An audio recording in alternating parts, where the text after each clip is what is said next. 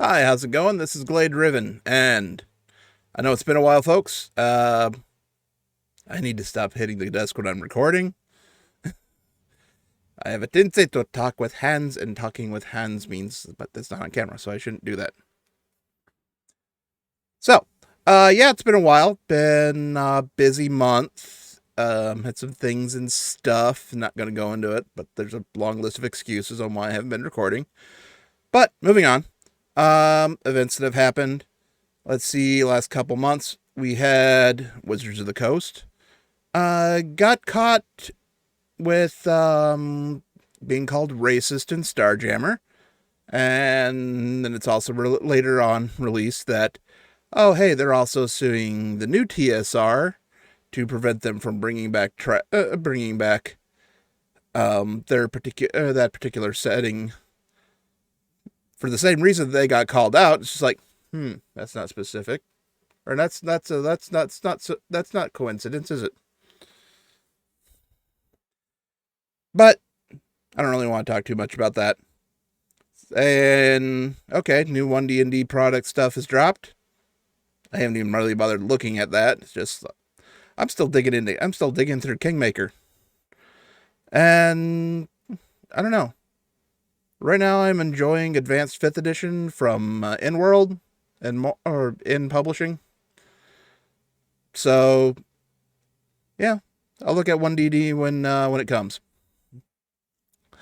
What I do want to talk a bit about today is some general ideas and concepts on, or just talk a little bit about Wizards of the Coast and a little bit of history there on how the company itself is focused with its role playing.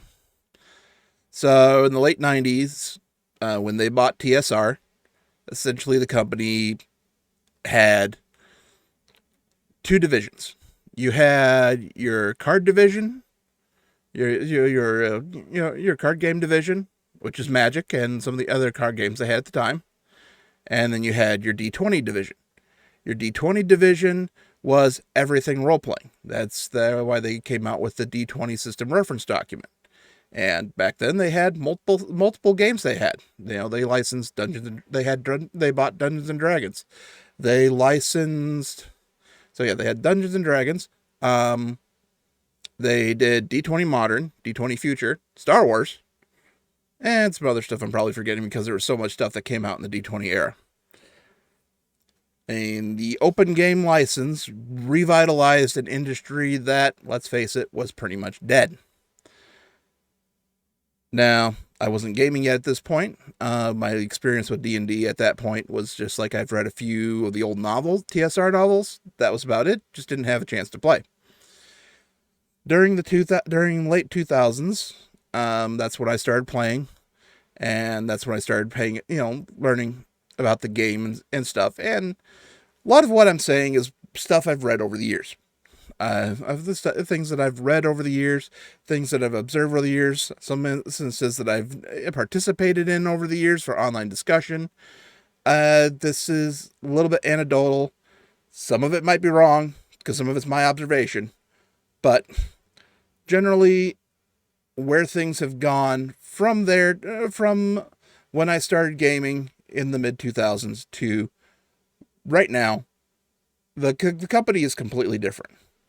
I was actually bought out by Hasbro before I started playing, but the effects of Hasbro's buyout didn't start until after I had started playing. So one thing is that in the lead up to fourth edition was I always got the feeling from that fourth edition was what they thought Hasbro was what Wizards thought Hasbro wanted from them. It's not necessarily what Hasbro wanted from them, but it's what they thought they wanted from them. Because I think there was a little bit of miscommunication on what exactly the different departments did, how exactly Wizards worked. So, in the run up to 4th edition, they released Star Wars Saga Edition. Star Wars Saga Edition is probably how they should have designed 4th edition because the rules that people like in Saga Edition are also in 4th edition. And there were a lot of the streamlining the skills. A lot of it was mostly streamlining the skills. and they didn't bother doing the Star Wars classes. Star Wars classes were still ran very much like D20, even more like D20 Modern than Star Wars D20 was. Saga Edition had the feat trees, which is a later development that was later adopted by Pathfinder, or by Paizo with Pathfinder 2. Pathfinder 2 has more in common, design-wise, with D20 Modern than it does straight up D20. Which is, it works. So continuing on with 4th edition. 4th edition is just like, well, the biggest reason why any company comes out with new editions in this game sphere is because when you have your core rule books, you only have so many times you can sell that book before you reach market saturation.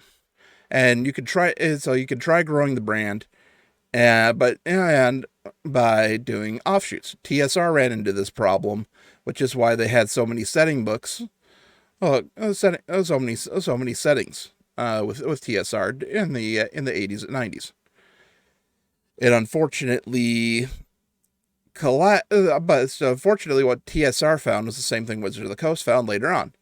The more settings that you have, the more you end up dividing your audience, because not everybody that buys the core rule books is going to buy every setting.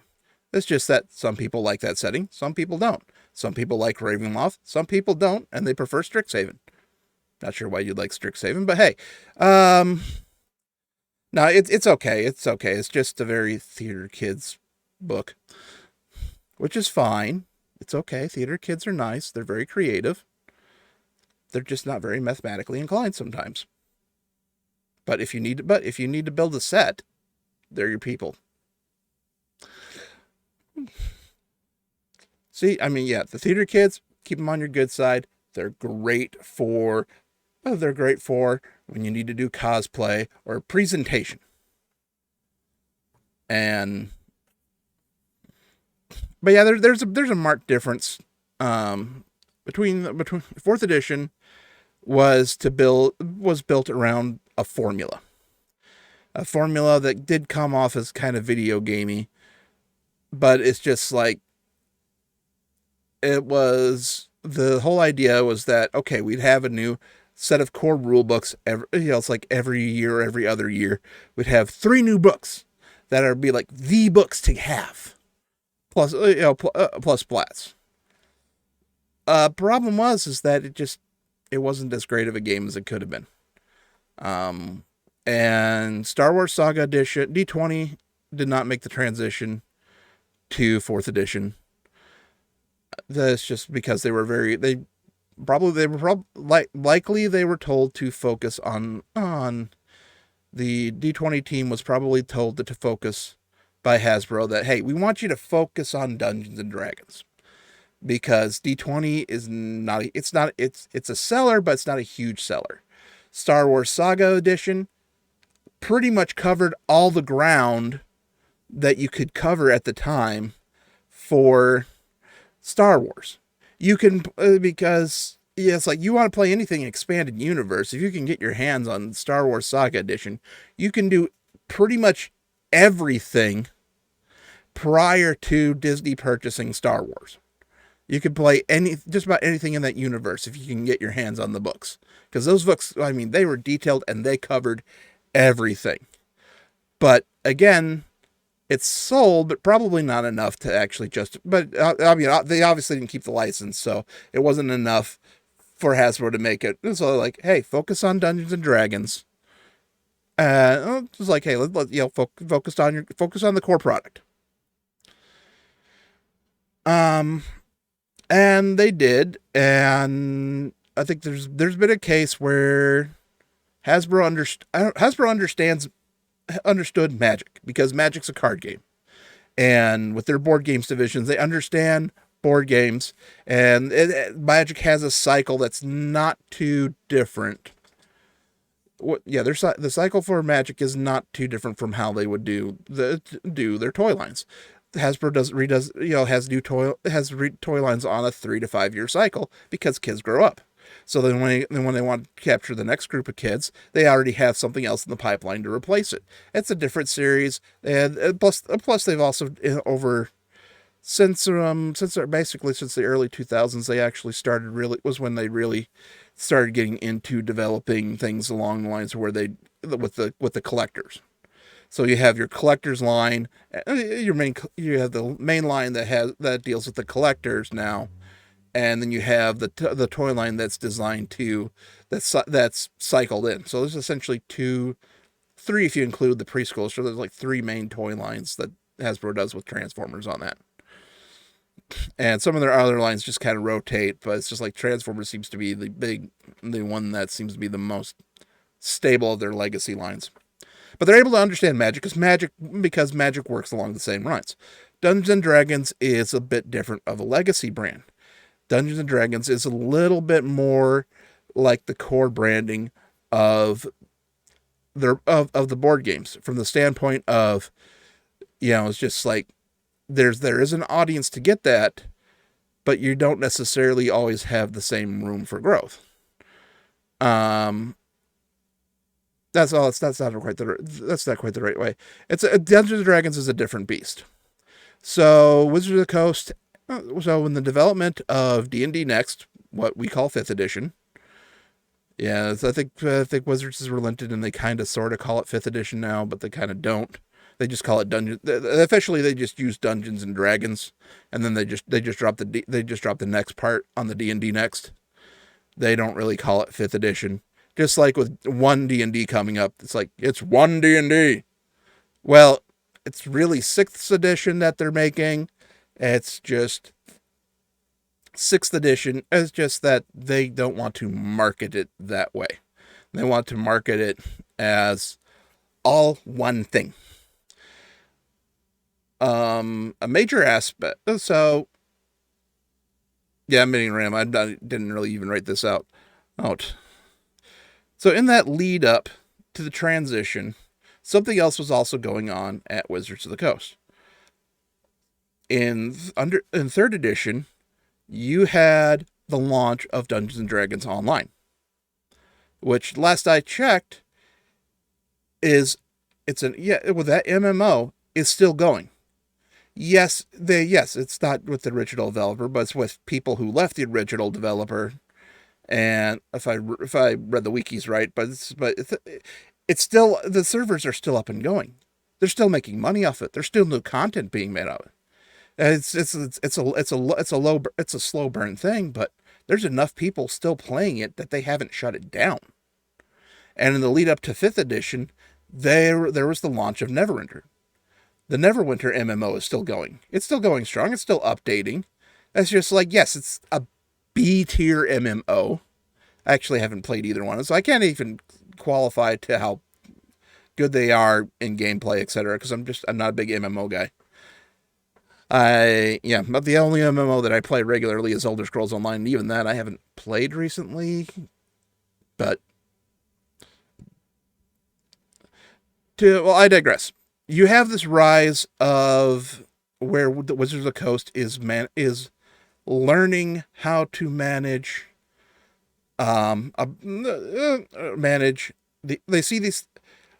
So the big difference between 5th edition and 3rd edition is that 3rd edition, they were managing a product line.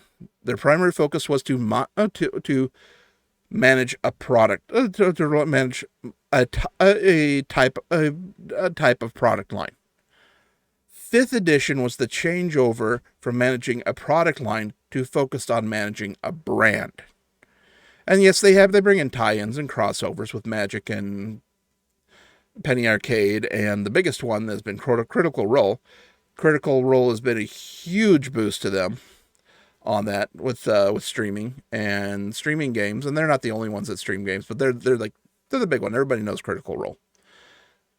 And the other major aspect, game-wise, 5th edition is accessible.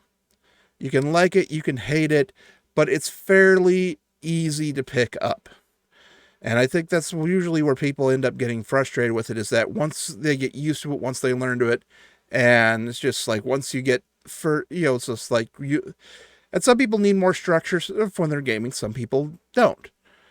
And it just depends on what you're doing. If you're doing something very narratively, you don't need a lot of rules to do it, if really any whatsoever. Hence, theater kids that I mentioned before. Nothing wrong with that. They don't require a lot of rules for the role playing because it's just like they can get into that headspace and just play. They don't need to come up with so all a dungeon master has to do is just come up with a dice check every now and then for a success or fail, on whatever they're trying to do, and let them improv their way out of it. Great way to do it. Math nerds, the real math nerds play GURPS.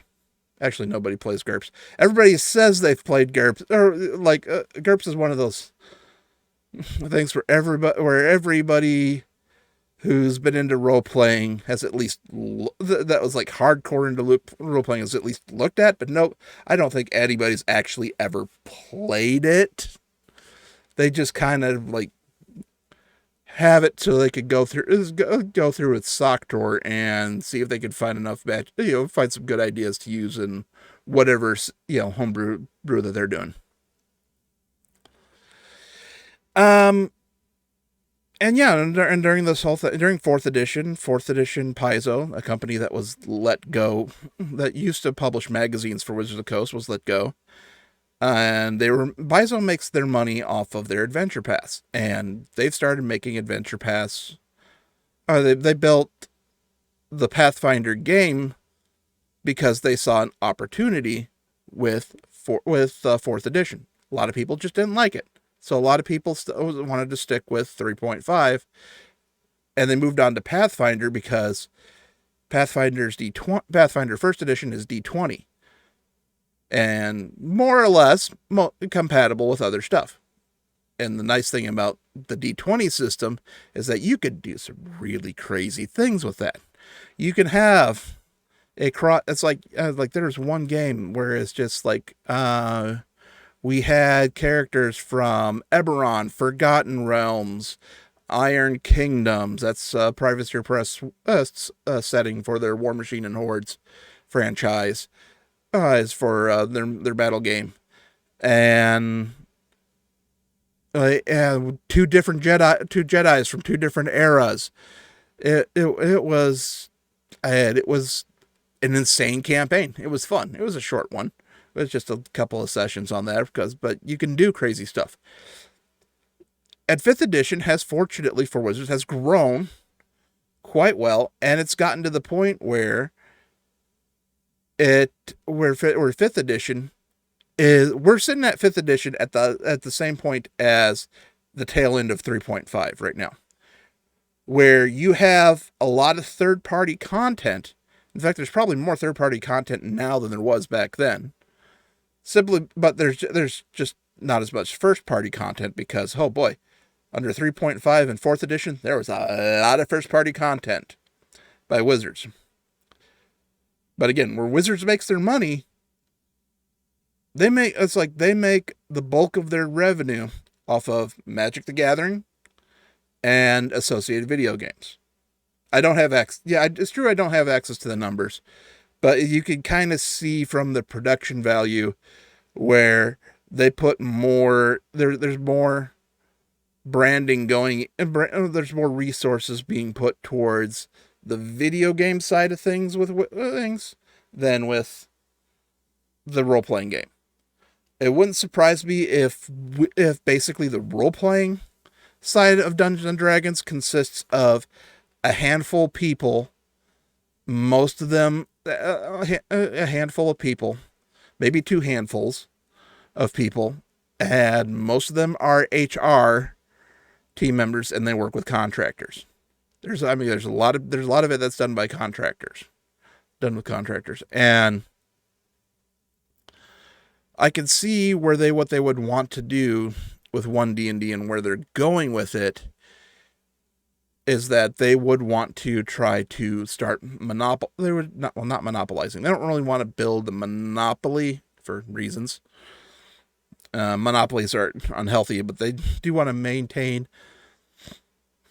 Sorry, some sinuses. Anyways, they do want to maintain a stronghold on being the market leader. Yeah, market leader. Because under 4th edition, Paizo became market leader. Under 5th edition, Paizo lost that, partially because of Pathfinder 1 aging, being an aging system, and partially because 5th edition is just a lot easier. There's just a lot more new blood that comes in. And I think Pathfinder 2's been a success, but it hasn't been the success that Pathfinder 1 was when it started. It's a great system. It's just not necessarily the best organized core rulebook. That makes it a little harder to learn and pick up. But with D&D 1, it's just like, yeah, they're wanting to do the live service with the tabletop up. But the other thing too is I think the people running it now are completely different than the people running it back then. And one thing that you're going to see is that they are paying attention to they're paying attention to other live services as well that are related. They're paying attention to like Microsoft's Xbox Live service. They're paying attention to streaming services such as Netflix, Disney, Plus, HBO Plus, etc. They're paying attention to those other areas. The reason they would pay attention to those other areas because they're in a similar vein, and they're wanting to apply live services that are unique, that would provide a unique value to their customer, but they also want to be watching for different pitfalls. I don't think Wizards of the Coast is going to start, pulling support for, say, Fantasy Grounds or Roll20 or other systems. Yeah, they'll prioritize their own, but they're not going to pull support for these other venues. And my reasoning why on that is because you don't want to cut off other accesses of Avenue.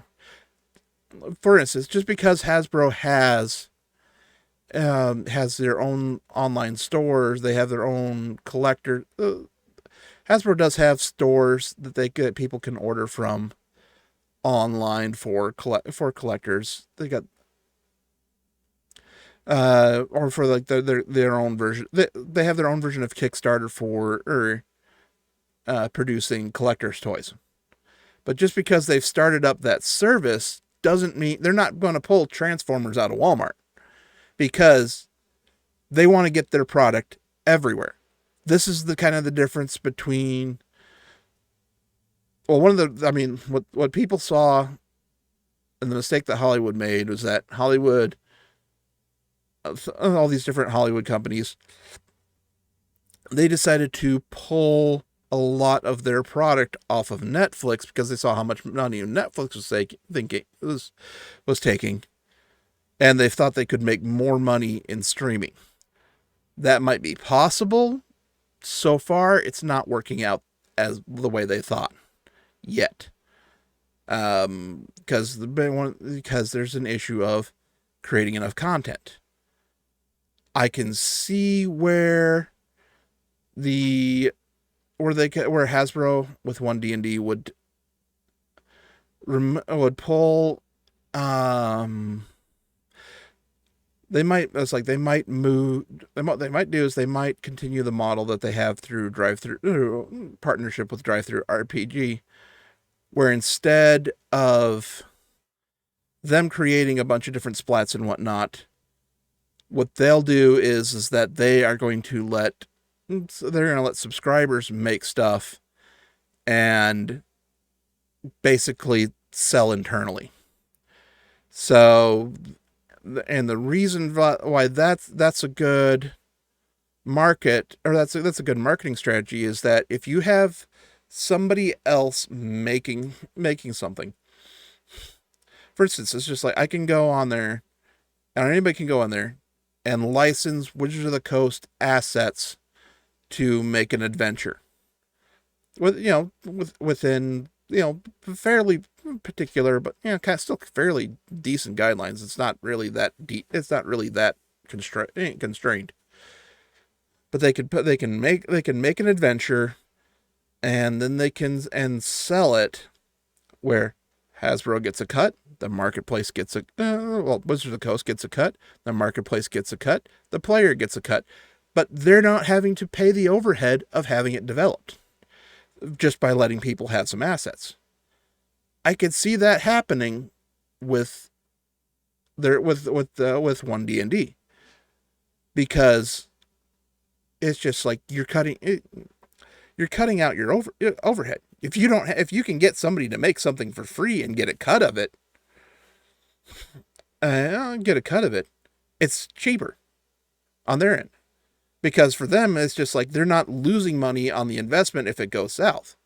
The person who's making it, then if they're not able to sell the product, they're the one that loses out. But if Wizard of the Coast isn't paying them unless they sell something. It's like they're not losing. They're not losing money. So it's a good market thing, and that's where I see where they're going.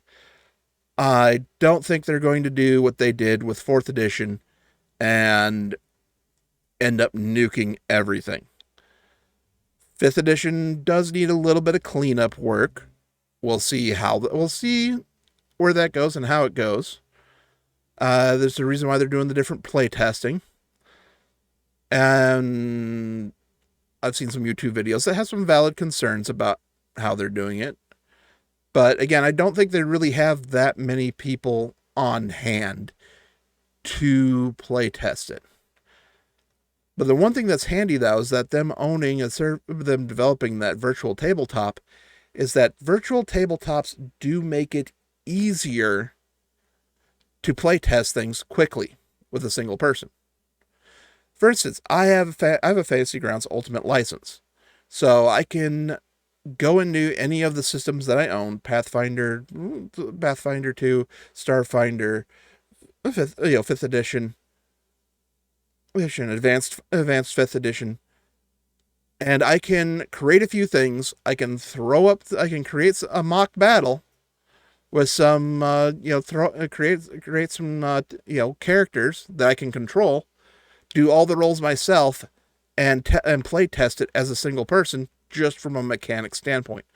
That is one of the nice things about virtual tabletops, is that you can play test things very quickly and you get hard math. And it's handy.